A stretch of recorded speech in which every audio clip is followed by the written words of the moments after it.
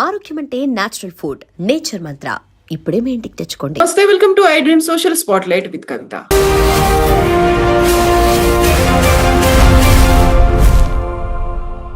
Maoist కేంద్ర committee సభ్యుడు హిడ్మా మరణం తర్వాత బోల్డ్ అన్ని క్వశ్చన్స్ అయితే వస్తున్నాయి.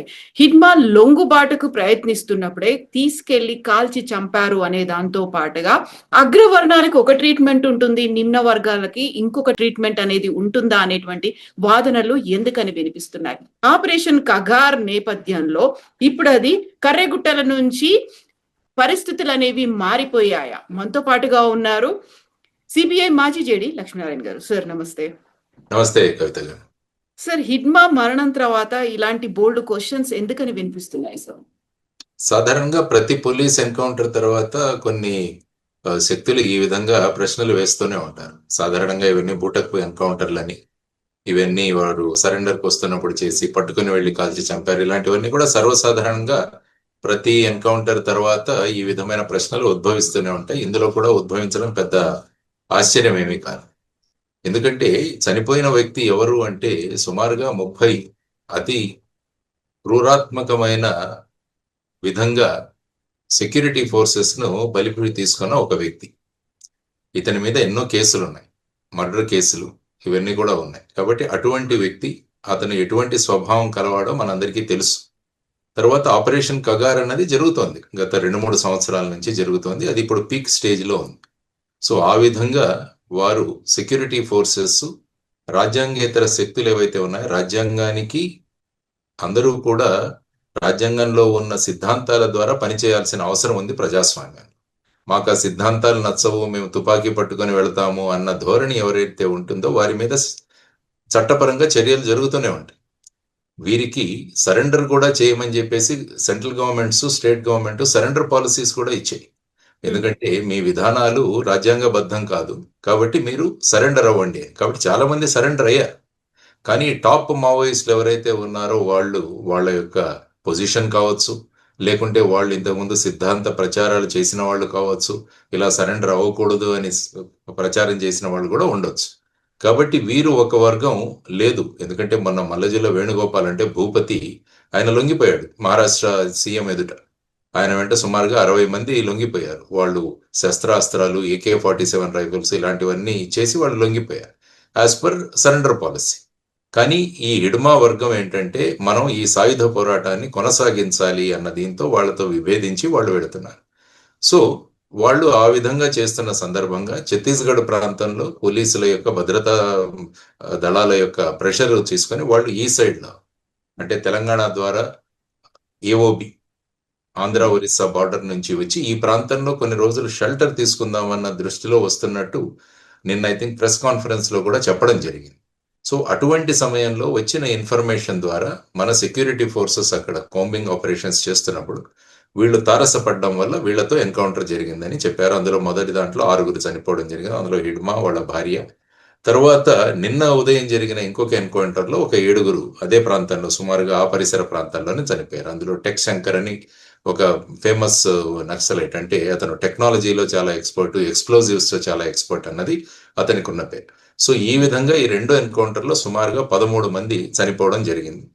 వారి దగ్గర వాళ్ళు ఎందుకు వచ్చారు అన్నది కూడా చెప్పారు. అందులో జోనల్ కమిటీ మెంబర్స్ ఉన్నారు, తర్వాత వచ్చేసి డివిజనల్ కమిటీ మెంబర్స్ ఉన్నారు, ఏరియా కమిటీ మెంబర్స్ ఉన్నారు, దళ మెంబర్స్ ఉన్నారు. ఇలా సుమారుగా 50-60 మందిని అరెస్ట్ చేయడం జరిగింది 4-5 జిల్లాల నుంచి. సో ఈ విధమైన పరిస్థితులలో ఇటువంటి వాదనలు ఇటువంటివి వస్తుండడం సహజమే. సో వాటిని, ఎందుకంటే ఇటువంటి ఎన్కౌంటర్లు జరిగినప్పుడు వెంటనే కేసు కూడా రిజిస్టర్ అవుతుంది. అయిన తర్వాత దానిలో ఇన్వెస్టిగేషన్ కూడా జరుగుతుంది. వాళ్లకు ఏదైనా అభ్యంతరాలు ఉంటే వాళ్లకున్న అభ్యంతరాలను కోర్టులో రేస్ చేయవచ్చు. ఫర్ ఎగ్జాంపుల్ ఇక్కడ తెలంగాణలో జరిగిన ఆజాద్ ఎన్కౌంటర్ కేసులో కూడా సుప్రీంకోర్టు వరకు వెళ్ళడం జరిగింది. సుప్రీంకోర్టు CBIకి ఇన్వెస్టిగేషన్ ఇచ్చింది, CBI కూడా ఇన్వెస్టిగేట్ చేసి వాళ్ళ రిపోర్ట్ ఇవ్వడం జరిగింది. సో ఈ విధంగా ఎన్కౌంటర్ జరగగానే ఇంకా చట్టం ఏమీ పనిచేయదు అన్న భావనలు ఏవైతే ఉన్నాయో అది సరికాదు. ఎందుకంటే మనం ప్రజాస్వామ్యంలో ఉన్నప్పుడు బ్యాలెట్ ద్వారా మనం రాజ్యాధికారాన్ని తీసుకొని ప్రజల యొక్క సమస్యను పూరించాలి.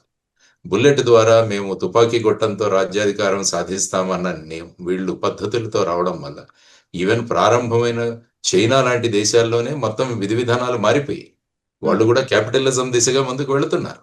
సో అటువంటి వాటిలలో మళ్ళా ఇక్కడ పట్టుకొని ఈ విధంగా ముందుకు వెళ్ళడం, ప్రభుత్వం మీకు అవకాశం ఇస్తున్నా కూడా సరెండర్ కాకపోవడం, ఇవన్నీ కూడా ఆలోచించాల్సిన అంశాలు.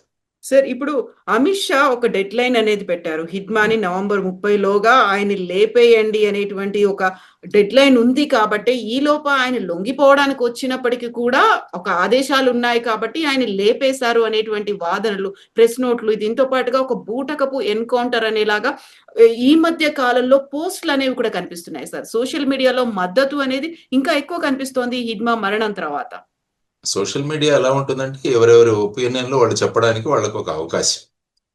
సో సోషల్ మీడియాలో వచ్చినంత మాత్రాన అందులో తథ్యాతథ్యాలు ఉంటాయన్నది ఏమీ లేవు. సోషల్ మీడియా ఒక మన అభిప్రాయాన్ని వ్యక్తం చేసే ఒక మార్గం, ఒక సాధనం. కాబట్టి ఆ విధమైన ఆలోచనలు ఉన్న వాళ్ళు ఈ విధమైన ప్రకటన. మరి ఇదే హిడ్మా అనేక మంది సిఆర్పిఎఫ్ బలగాలకు మృత్యువుకు కారణమైనప్పుడు అప్పుడు ఈ సోషల్ మీడియాలో రాలేదేమి? అప్పుడు సోషల్ మీడియా ఉండకపోవచ్చు, కానీ ప్రజల యొక్క అభిప్రాయాలు ఏంటి అన్నది కూడా మనం ఆలోచించాలి. ఎందుకంటే మీకు సరెండర్ అవ్వాల్సిన అవకాశమే ఇవ్వకుండా ప్రభుత్వం ఈ విధంగా చేయడం ఒక విషయం. ప్రభుత్వం స్పష్టంగా సరెండర్ అవ్వండి అని సరెండర్ పాలసీ కూడా డిసైడ్ అయింది. మీరు వ్యక్తిగతంగా సరెండర్ అయితే ఎంత ఇస్తాం మీకు, తర్వాత మీరు వెపన్తో పాటు సరెండర్ అయితే మీకెంత ఇస్తాం అన్నది కూడా స్పష్టంగా బ్లాక్ అండ్ వైట్ లో సర్క్యులర్స్ ఉన్నాయి. సో ఆ విధంగా ప్రయత్నించిన వాళ్ళందరినీ కూడా సరెండర్ చేసుకున్నారు. మరి అలాగైతే మల్లజిల వేణుగోపాల్ అన్నతను, భూపతి అన్నతను ముఖ్యంగా మహారాష్ట్ర రాష్ట్రంలో చాలా మోస్ట్ వాంటెడ్ పర్సన్ అది. మరి అతన్ని సరెండర్ చేయించుకున్నారుగా. మరి అంటే ఇతను కమ్యూనికేషన్ సరిగా లేదా, మరి ఎవరు మధ్యస్థులు ఎవరైతే ఉన్నారో వారి ద్వారా వచ్చే విధానంలో ఏదైనా పొరపాటు జరిగిందా, లేకుంటే ఆయన హిడ్మా యొక్క అభిప్రాయాన్ని సంబంధిత అధికారుల దగ్గరికి చేర్చలేదా, ఇవన్నీ కూడా మధ్యస్థం చేస్తున్న వాళ్ళ మీద ఆధారపడి ఉంటాయి. సో ఆ విధమైన పరిస్థితుల్లో మనము చూడాల్సిన అవసరం.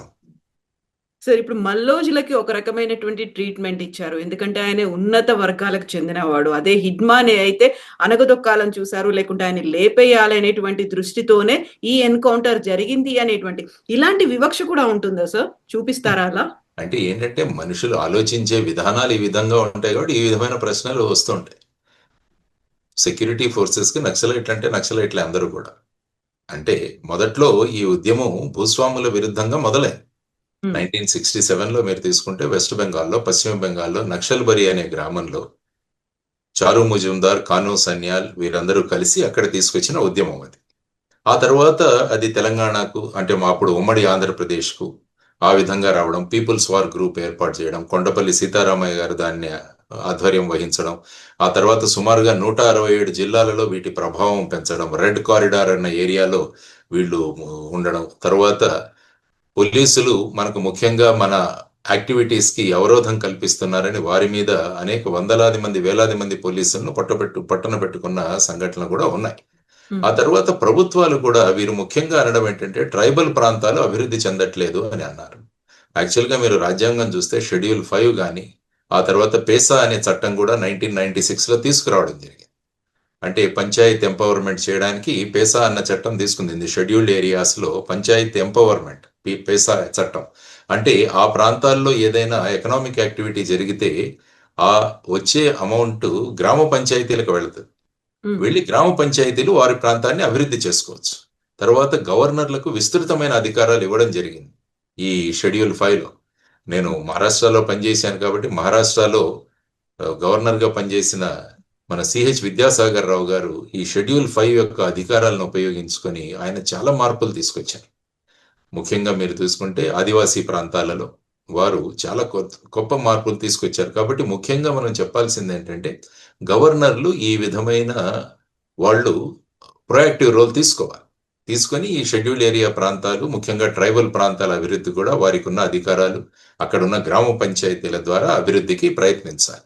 ఎందుకంటే ఎవరు వెళ్ళి తుపాకీ పట్టుకొని ప్రజల యొక్క సమస్యలను చెప్పుకునే దానికి అవకాశం ఇవ్వకూడదు. ప్రభుత్వము, ప్రజాస్వామ్యంలో ఎన్నికైన ప్రభుత్వాలు అన్ని ప్రాంతాలను సమంగా డెవలప్ చేయడము, అందులో ముఖ్యంగా ట్రైబల్ ప్రాంతాల్లో ఇంకా అభివృద్ధి చేయాల్సిన బాధ్యత వాళ్ళ మీద ఉంది. కాబట్టి మన దగ్గర చట్టాలు ఉన్నాయి, రాజ్యాంగం ఉన్నాయి. కాబట్టి వీరందరినీ ప్రభుత్వం కోరుకుంటుంది అంటే మీరు సరెండర్ అవ్వండి. సరెండర్ అయి శాంతియుత మార్గాల్లో ప్రజా సమస్యలను మీరు పైకి తీసుకురండి. ఇది ప్రభుత్వం అది కాదు, మేము ఈ విధంగానే చేస్తాము అంటే మీరు వందలాది మందిని వేలాది మందిని చంపేస్తుంటే ప్రభుత్వం కూడా చూస్తూ ఊరుకోదు. మీకు అవకాశం ఇచ్చింది. అవకాశం లేనప్పుడు మేము ఈ తుపాకులు పట్టుకొని మేము అడవుల్లో తిరుగుతామంటే దానికోసం స్పెషల్ ఫోర్సెస్ ను కూడా ఏర్పాటు చేయడం జరిగింది. కోబ్రా కావచ్చు, లేకుంటే మన దగ్గర ఉన్న గ్రే హౌండ్స్ కావచ్చు, తర్వాత వచ్చేసి అక్కడున్న డిస్ట్రిక్ట్ డీజీఆర్ ఫోర్సెస్ కావచ్చు, ఇవన్నీ కూడా ఆ ప్రాంతాలలో ఇన్ని నేరాలు చేసిన వాళ్ళని పట్టుకోవడానికి వీళ్ళని నియమించారు. ఆ తర్వాత ఫారెస్ట్ లో వెళ్ళిన తర్వాత తారసపడిన తర్వాత వాళ్ళ దగ్గర వెపన్స్ ఉన్నాయి, వీళ్ళ దగ్గర వెపన్స్ ఉన్నాయి. కాబట్టి ఎక్స్చేంజ్ ఆఫ్ ఫైర్ అన్నది జరుగుతుంది. ఎక్స్చేంజ్ ఆఫ్ ఫైర్ లో జనరల్లీ సెక్యూరిటీ ఫోర్సెస్ వాళ్ళు ఎప్పటికైనా దే ఆర్ బెటర్ ట్రైన్డ్. వాళ్ళ దగ్గర ఎక్విప్మెంట్ గట్టిగా ఉంటుంది. బుల్లెట్ ప్రూఫ్ జాకెట్స్ కానీ, వాళ్ళ దగ్గర ఉన్న వెపన్స్ కానీ, ఇవన్నీ కూడా హై గ్రేడ్ వెపన్స్ అవన్నీ ఉంటాయి. తర్వాత ఇంటెలిజెన్స్ కూడా ఎక్కువగా ఉంటుంది వీళ్ళ దగ్గర. టెక్ ఇంటెలిజెన్స్ ఈ మధ్య చాలా ఎక్కువైంది. ఎందుకంటే వాళ్ళు కూడా మొబైల్ ఫోన్స్ ఉపయోగిస్తుండొచ్చు, తర్వాత వాళ్ళు వైర్లెస్ సెట్స్ ను యూజ్ చేస్తున్నారు. కాబట్టి వాటిలను ట్రాక్ చేసి వాళ్ళ లొకేషన్స్ ను పిన్ పాయింటెడ్ గా చేయడం కూడా చాలా సులభమే. అందువల్ల ఈ మధ్య చూస్తున్నాం పిన్ పాయింటెడ్ గా లొకేషన్స్ లో వాళ్ళ లొకేషన్స్ తీసుకొని అక్కడ వాళ్ళు సరెండర్ అవ్వడానికి అవకాశం ఇచ్చినా కూడా వాళ్ళు కాల్పులు జరిగితే ఎదురు కాల్పులు చేయడం అన్నది పోలీసుల యొక్క బాధ్యత. అంటే రైట్ ఆఫ్ సెల్ఫ్ డిఫెన్స్. నా మీద ఎవరైనా ఫైర్ చేస్తే నేను ఫైర్ చేస్తాను. సో ఆ విధమైన జరుగుతున్నప్పుడు ఈ ఎన్కౌంటర్లన్నీ కూడా బూటకపు ఎన్కౌంటర్లన్నీ సర్వసాధారణంగా మాట్లాడుతుంటారు. సో ఇన్వెస్టిగేషన్ జరుగుతోంది కాబట్టి వీరి దగ్గర ఏదైనా బూటకపు ఎన్కౌంటర్ అనే ఆధారాలు ఉంటే ఆ ఆధారాలను ఇన్వెస్టిగేటింగ్ ఏజెన్సీస్ కి సమర్పించవచ్చు. సార్, ఇప్పుడు మావోయిస్టులుగా వాళ్ళు ఎందుకు మారారు, అడవుల్లో ఎందుకు తిరుగుతున్నారు, తుపాకులు ఎందుకు తీసుకుంటున్నారు, వాటన్నిటికీ సంబంధించి జరగాల్సినటువంటి ప్రభుత్వ పరంగా ఏం జరగలేదు. కాకపోతే వారిని మాత్రం 26 మార్చ్ ఎండింగ్ కల్లా అంతం చెయ్యాలి అనేటువంటి ఏకైక లక్ష్యంతోనే వెళ్తున్నారు. వాళ్ళు చేసినటువంటి పోరాటానికి సమాధానం కావచ్చు, ఆ సమస్యలకి పరిష్కారం ఇవ్వాల్సినటువంటి కేంద్ర రాష్ట్ర ప్రభుత్వాలు ఆ దిశగా దృష్టి పెట్టకుండా మావోయిస్టులని అంతం చెయ్యాలి అనేది ఏకైక ఎజెండాతో ముందుకెళ్తున్నారు అనేటువంటి మాట ఒకటి ఉంది సార్. అంటే ఈ ప్రభుత్వాలు చేయట్లేదని ఏ విధంగా కన్క్లూజన్కి వచ్చారో నాకు అర్థం కావట్లేదు. అందుకనే నేను షెడ్యూల్ 5, పేసా చట్టం ఇవన్నీ కూడా ఉదహరించాను. ఆదివాసీ ప్రాంతాల్లో జరుగుతున్న అభివృద్ధిని కూడా వెళ్ళి చూడాల్సిన అవసరం. అక్కడ కూడా స్కూల్స్ వచ్చాయి. Integrated tribal development agency ITDA వ్యవస్థలను తీసుకురావడం జరిగింది. ఆ తర్వాత స్పెషల్ ఫండింగ్ కూడా అక్కడ ఇస్తున్నారు. ముఖ్యంగా నార్త్ ఈస్ట్ ప్రాంతంలో అయితే ఇంకా ఎక్కువ డైరెక్ట్లీ ఫండింగ్ వాళ్ళకి ఇవ్వడం జరుగుతుంది. మిగతా ప్రాంతాల్లో కూడా స్పెషల్ డెవలప్మెంట్ ప్లాన్ అని అవి కూడా తీసుకురావడం జరిగింది. రోడ్లు ఎలా ఉన్నాయో అక్కడికి వెళ్ళి ఒకసారి చూడండి మీరు ఆదివాసీ ప్రాంతాల్లో ఇప్పటికి వెళితే. ఎందుకంటే నేను మహారాష్ట్రలోని గడ్చిరోలిలో పనిచేశాను కాబట్టి అక్కడ సుమారుగా 360 కిలోమీటర్ల టార్ రోడ్స్ ని, బ్లాక్ టాప్ రోడ్స్ ని బార్డర్ రోడ్ ఆర్గనైజేషన్స్ ద్వారా వేయించడం జరిగింది. దానికి ముఖ్యంగా నక్సలైట్స్ ఎదురు చెప్పేవాళ్ళు. ఎందుకంటే రోడ్డు కాంట్రాక్ట్స్ ఎవరు తీసుకునేవాళ్ళు కాదు. అక్కడ ఎవరు కాంట్రాక్టర్ తీసుకుంటే వెంటనే వాళ్ళని చంపేసేవాళ్ళు, లేకుంటే వాళ్ళ ఎక్విప్మెంట్ అంతా కూడా వాళ్ళ ట్రాక్టర్లు ఇవన్నీ కూడా వాళ్ళు పేల్చేసేవాళ్ళు. ఈ విధమైన సంఘటనలు జరుగుతున్నప్పుడు బార్డర్లో ఉండే బార్డర్ రోడ్ ఆర్గనైజేషన్ తో మాట్లాడి, అప్పుడు శరద్ పవార్ గారు ముఖ్యమంత్రిగా ఉన్నప్పుడు వారి యొక్క చొరవ వల్ల 360 కిలోమీటర్లు రోడ్లు వేయడం జరిగింది. ఎప్పుడైతే రోడ్లు వేస్తామో అక్కడ డెవలప్మెంట్ అన్నది చేరుతుంది. ముఖ్యంగా నక్సలైట్లు ఈ రోడ్లు వేస్తే అక్కడ డెవలప్మెంట్ కాదు, అక్కడ ట్రైబల్స్ ఎక్స్ప్లాయిట్ అవుతారు అన్న ఒక దీన్ని వ్యతిరేకించేవాడు. సో ఇప్పుడు వెళ్ళి చూడండి అక్కడ ఎన్ని యూనిట్స్ వచ్చాయి. మెయిన్ గా ప్రభుత్వం చేయాల్సింది ఏంటంటే ఈ ఇన్స్టిట్యూషన్స్ లో కరప్షన్ తగ్గించాలి. అది నేను ఒప్పుకుంటాను. మీరు పెడతారు, డబ్బులు ఇన్ని ఇస్తారు, కానీ ఆ ఇచ్చిన డబ్బులు సక్రమంగా ప్రజలకు ఉపయోగపడే విధంగా చేయాల్సిన బాధ్యత ప్రభుత్వాలు. కాబట్టి మెయిన్ గా కరప్షన్ అన్నది తగ్గించగలిగితే ఈ ప్రాంతాల అభివృద్ధి ఇంకా బాగా జరుగుతుంది అన్నది మనం చూడాలి. So corruption is the main అక్కడ ఉన్న ప్రధానమైన సమస్య. దాన్ని మనం తీర్చుకోగలగాలి, దాన్ని సాధించగలగాలి అన్నది. మార్చి 26 వరకల్లా ఇది కంప్లీట్ గా అంతమైపోతుంది అనుకున్నప్పుడు అది కేవలం ఒక భ్రమ మాత్రమే. ఎందుకంటే వాళ్ళు స్ప్రెడ్ అవుతున్నారు, మెల్లిమెల్లిగా పట్టణ ప్రాంతాలకు కూడా వచ్చి ఉన్నారు. ఇది ఇంకో చోట విస్తరిస్తుంది, ఇంకో రూపంలో కూడా ఉంటుంది. మావోయిజం అనేది అంతం కాదు అనేటువంటి ఒక వాదన కూడా ఉంది సార్. మావోయిజం అన్నది ఒక ఆలోచన విధానం.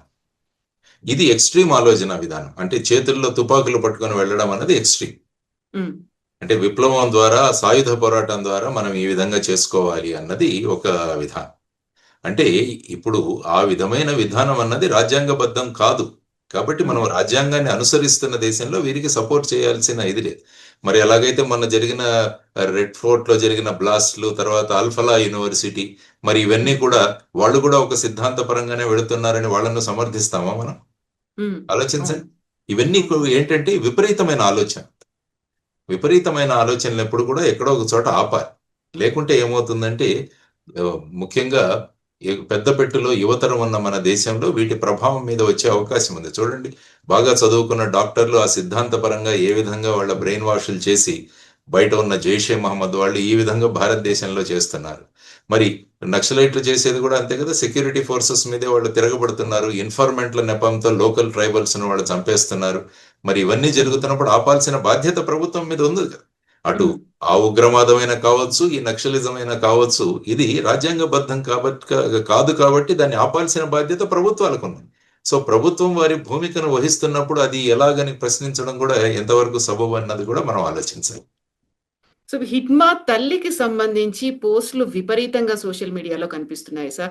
ఈ పోరాటం కోసం, లేకుంటే ప్రజల కోసం, ఈ సమస్యల కోసం పోరాడినటువంటి తన ముగ్గురు పిల్లల్ని ఆ మాతృమూర్తి కోల్పోయింది. తన క్వశ్చన్స్ కి ఆన్సర్స్ ఎవరిస్తారు అనేటువంటి మాట. ఎంతసేపు మనం అటువైపు నుంచి చూస్తున్నామా, ఇటువైపు నుంచి చూడలేకపోతున్నామా అనేది కూడా ఉంది సార్. డెఫినెట్ గా ఆ తల్లిని ఎవరో ఉందో ప్రభుత్వం రిహాబిలిటేషన్ కల్పిస్తుంది. వాళ్ళకున్న ట్రైబల్ ఏరియాలో ఉన్న స్కీమ్స్ అవన్నీ కూడా వాళ్ళకు వర్తిస్తాయి. ప్రభుత్వం ట్రైబల్ భాగంలో ఉన్న అభివృద్ధిని మరైతే ఆ తల్లి ఈ పిల్లల్ని బయటికి తీసుకురావాల్సింది విప్లవం నుంచి. వద్దు, మీరు వచ్చేసేయండి, వచ్చే జనజీవన స్రవంతిలో మీరు పాల్గొనండి అని చెప్పాల్సిన బాధ్యత ఉంది. కానీ వీళ్ళు ఆ సిద్ధాంత దీంట్లో వెళ్ళిపోయిన తర్వాత ఎవరి మాట వినే పరిస్థితిలో ఉండరు సాధారణ. సో ఆ విధంగా ముందుకు వెళ్ళడం జరిగింది. అంటే ప్రజా సమస్యలు తీర్చాలన్న ఉద్దేశంతో మొదలైన ఇది హింసా దిశగా ముందుకు వెళ్ళింది. అది మనం ముఖ్యంగా చూడాల్సిన విషయం. మీరు ఒక సంఘటనలాగే ఉంటూ ఒక ప్రజా ఉద్యమాలు తీస్తూ ప్రజా ఉద్యమాల ద్వారా ప్రజా సమస్యలను తీసుకోవడం అది రాజ్యాంగబద్ధం. అది కాకుండా మీరు తుపాకులు తీసుకొని ఇవి తీసుకొని మేము ఈ విధంగా చట్టాన్ని మేమే చేతిలో తీసుకుంటాం, మేమే న్యాయాన్ని ఇస్తామంటే న్యాయాలు భారతదేశంలో ఇవ్వాల్సింది కోర్టులు. ఫైనల్ గా న్యాయం అన్నది కోర్టులు ఇవ్వాలి. కాబట్టి మీకున్న సమస్యలుంటే ప్రజాస్వామ్యబద్ధమైన మార్గాల్లో మీరు ప్రజా సమస్యలను బయటికి తీసుకురండి, వాటిలను మేము పరిష్కరిస్తామన్న దానికే ప్రజాస్వామ్యం. అది కాదు అన్నప్పుడు, చట్ట వ్యతిరేకంగా ఉన్నప్పుడు, రాజ్యాంగ వ్యతిరేకంగా ఉన్నప్పుడు వాళ్ళ మీద చర్యలు తీసుకోవాల్సిన బాధ్యత నేను చెప్పినట్టు ప్రభుత్వం మీద ఉంటుంది. మళ్ళా మీరే అంటారు నక్సలిజం ప్రబలిపోతే ప్రభుత్వం ఏం చేస్తుందని అడుగుతారు. మళ్ళా సపోజ్ ఇలాగే వదిలేసాం అనుకుందాం. ఫర్ ఎగ్జాంపుల్ ప్రభుత్వం వీరు ప్రజా సమస్యల కోసం పోరాడుతున్నారని చెప్పి వీళ్ళని వదిలేశారు అనుకుందాం. మరి వీళ్ళు వెళ్ళి 10 ప్రదేశాల్లో పోలీస్ వెహికల్స్ ను బ్లాస్ట్ చేస్తే, ఇన్ఫార్మెంట్ లేపంతో ప్రజల్ని చంపేస్తే, అప్పుడు మళ్ళీ వీళ్ళే అడుగుతారు సోషల్ మీడియాలో ప్రభుత్వం ఏం చేస్తుంది, ఇంత డబ్బు ఖర్చు పెడుతున్నాము, ఇన్ని వెపన్స్ ఇచ్చాము పోలీస్ ఫోర్స్ కి, మరి ఏం చేస్తున్నాము అని వీళ్ళే ప్రశ్నిస్తారు అన్నమాట. కాబట్టి ఎప్పుడూ కూడా ఒక సమస్యను మనం కామెంట్ చేస్తున్నప్పుడు మొదట రాజ్యాంగంలో ఏం రాసింది అన్నది మనం ఆలోచించాలి. ప్రజాస్వామ్య పద్ధతులు ఏంటి అన్నది ఆలోచించాలి. ఎమోషన్స్, సెంటిమెంట్స్ తో వెళితే ఏమవుతుందంటే అక్కడ విల్ లూజ్ ది ట్రాక్. కాబట్టి కామెంట్ చేస్తున్న వాళ్ళంతా ముందు ప్రతి చర్య దేశంలో రాజ్యాంగబద్ధంగా జరగాలి అన్నది మనం ఆలోచిస్తే ఇటువంటి విపరీతమైన ఆలోచనలు మనకు రావు. సో మార్చి 2026 అనేది ఒక డెడ్ లైన్ పెట్టుకున్నప్పటికీ ఇప్పుడు వెళ్తున్నటువంటి ఒక ఎక్స్ప్రెస్ స్పీడ్ తో వెళ్తున్నారు. భద్రతా బలగాలు కావచ్చు, కూంబింగ్ ఆపరేషన్స్ ఇవన్నీ అవుతున్నాయి. ఒకవైపు లొంగుబాట్లు, ఒకవైపు అరెస్టులు, మరోవైపు ఎన్కౌంటర్లు ఇవన్నీ అవుతున్నాయంటే ఈ స్పీడ్ చూస్తుంటే ఈ ఇయర్ ఎండింగ్ లోనే కంప్లీట్ అయిపోయేట్టుంది అనేటువంటి ఒక మాట వినిపిస్తోంది సార్. అంటే ఏంటంటే ఇటువంటి చర్యల వల్ల సరెండర్ అవడానికి చాలా అవకాశాలు ఎక్కువ ఉన్నాయి. కాబట్టి ఇక్కడ మిగిలిపోయిన వాళ్ళు ఎవరైతే ఉన్నారో ఇప్పుడు ఈ విధమైన దూకుడుతో ప్రభుత్వం ముందుకు వెళుతోంది. కాబట్టి మన అస్తిత్వం అన్నది నిలబెట్టుకోవడం కష్టం. కాబట్టి ప్రభుత్వం ఇచ్చిన సరెండర్ పాలసీని ఫాలో చేసి మనం వాళ్ళతో కాంటాక్ట్ అయ్యి మనం సరెండర్ అవుదామన్నది నిర్ణయించుకుంటే మంచిదే. అది సరెండర్ అయిపోతే మంచిదే. తర్వాత వాళ్ళని నిలబడమండి, ఎలక్షన్స్ లో నిలబడమనండి, ఎలక్షన్ లో భాగస్వామ్యం అవ్వండి, గ్రామ పంచాయతీల సర్పంచ్లు అవ్వమనండి, ఏమున్నది, మళ్ళా ప్రజా సమస్యలు వాళ్లే తీర్చొచ్చు కదా. ప్రజాస్వామ్య మార్గంలో ఉన్నప్పుడు రండి, బ్యాలెట్ లో పాల్గొనండి, ఎలక్షన్స్ లో నిలబడండి. మీ యొక్క ప్రజల యొక్క సమస్యలు తీర్చాలన్న మంచి ఉద్దేశం ఉన్నప్పుడు మిమ్మల్ని ఎన్నుకుంటారు ఖచ్చితంగా ప్రజలు. ఎన్నుకుని ఆ విధంగా మీరు ప్రజాస్వామ్య బద్ధంగా ప్రజల సమస్యలు, ఫైనల్ గా ఏంటి, ప్రజా సమస్యలు తీరాలి, ప్రజాస్వామ్య మార్గంలో తీరాలన్నది మన రాజ్యాంగం యొక్క సిద్ధాంతం. సో ఆ విధమైన రాజ్యాంగ పరంగా ముందుకు వెళ్ళడానికి అవకాశం. కాబట్టి సరెండర్ అవ్వండి. ప్రభుత్వం అందుకనే చెబుతుంది, మీరు సరెండర్ అవ్వండి, మీకు డబ్బులు ఇస్తాం, ఆ తర్వాత మిమ్మల్ని రిహాబిలిట్ చేస్తామని కూడా అంటారు. మీ మీద ఉన్న కేసులు ఏవైతే చిన్న చిన్న కేసులు అయితే వాటిని మేము ప్లీ బార్గెనింగ్ లో తీర్చేస్తాం, పెద్ద కేసులు అయితే కోర్టులో నడుస్తాయి, మీకు ఫ్రీ లీగల్ ఎయిడ్ కూడా మేము ఇస్తామని చెప్తున్నారు. మేమే అడ్వకేట్ని అపాయింట్ చేస్తాము, వాళ్ళు ఆర్గ్యూ చేస్తారు మీ కేసులు. సో ఇవన్నీ కూడా ఉన్నాయి. సో ఇటువంటి మార్గాలు ఉన్నప్పుడు వాళ్ళు దీన్ని ఉపయోగించుకుంటే మంచిదన్నది ప్రభుత్వం యొక్క ఆలోచన. Yes, sir. Thank you so much, sir. Right. Thank you, sir. నమస్తే.